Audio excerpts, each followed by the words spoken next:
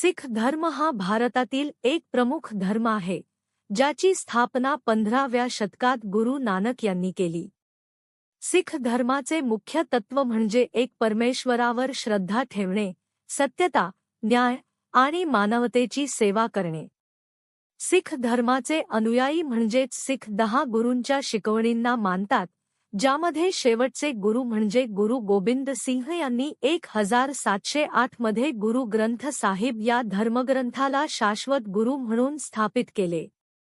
सिख धर्माचे प्रमुख तत्वज्ञान नाम जपो, किरत करो, वंड छको आहे, म्हणजेच ईश्वराचे नामस्मरण करा, प्रामाणिकपणे कष्ट करा आणि मिळालेले इतरांसोबत वाटून घ्या.